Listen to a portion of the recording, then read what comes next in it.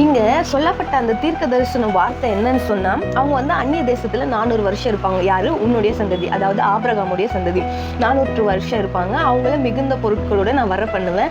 எப்போ வர பண்ணுவேன்னா அவங்களோட 4வது தலைமுறையில் வர பண்ணுவேன். ஆனால் நீ அதெல்லாம் பார்க்க மாட்டேன், நீ வந்து சமாதானத்தோடு உன்னுடைய முதிர் வயதில் நீ நித்திரை அடைஞ்சிருவேன்னு சொல்கிறாரு.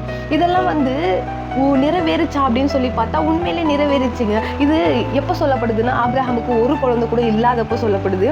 அவருடைய 4வது தலைமுறை பற்றி இப்போ பேசப்படுது. ஒரு குறிப்பிட்ட ஒரு தலைமுறைக்கு எத்தனை வருஷம் தேவைப்படும்னா, மேக்சிமம் 20லேருந்து 25 வருஷம் தேவைப்படும் ஒரு தலைமுறைக்கு. ஏன்னா அந்த குழந்தையோ அந்த பெண்ணோ அந்த ஆணோ 25 வயசு அடையிறப்போ இந்த காலகட்டத்தில் திருமணம் பண்ணி ஒரு குழந்தைய பெறுவாங்க. அந்த குழந்தை வந்து அதுக்கு ஒரு குழந்தை வந்தோன்னா அதே சேம் டைம் எடுக்கும், 20 to 25 இயர்ஸ். ஓகேவா? இவர் 4வது தலைமுறை குறித்து பேசுகிறாரு. அப்போ ஆண்டவர் ஏறக்குறைய 4வது தலைமுறை 4 தலைமுறைனாலே 100 வருஷம் அங்கேயே வந்துச்சு.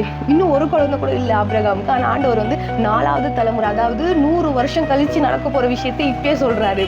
ஸோ அதுக்கப்புறம் ஆபிரகாமை காத்திருக்க வச்சு ஒரு குழந்தைய கொடுக்குறாரு. நடக்குது எல்லாமே அது அதினதின் காலத்தில் நடக்குது. ஸோ நான் என்ன சொல்ல வரேன்னா, ஆண்டவர் சொன்ன ஒவ்வொரு வசனமும் துல்லியமாக அதே மாதிரி நிறைவேறுது. ஒரு பிசிறு இல்லாமல் அதே மாதிரி நடக்குது. ஈசாக்கு பிறகுறாரு, அவருடைய பிள்ளைகள் வராங்க. அப்புறம் யாக்கோபும் அவருடைய பிள்ளைங்க அதே மாதிரி வேறு தேசத்துக்கு வந்து அவங்க வந்து அடிமையாக போகிறாங்க. அடிமையாக போய் எப்படி யாக்கோபோடு கூட 70 பேர் போகிறாங்க. பட் திரும்பி வரப்போ 6 லட்சம் பேராக வராங்க. 6 லட்சம் பேராக வந்த அப்புறமா அந்த கானான் தேசத்தை வந்து அந்த 6 லட்சம் பேர் சுதந்திரித்தாங்களா அப்படின்னு சொல்லி பார்த்தா கண்டிப்பாக இல்லை. அவங்களுடைய பிள்ளைங்களோட பிள்ளைங்க அந்த மாதிரி 4வது தலைமுறை தான் கானான் தேசத்துக்குள்ளே போகும், யோசுவா கூட. ஓகேவா? அதே மாதிரி எகிப்துலேருந்து அந்த தேசத்தை புறப்பட பண்ணும் பொழுதும் மிகுந்த பொருட்களோட புறப்பட பண்ண வருவேன் அப்படின்னு சொல்லிட்டு சொன்னார்ல.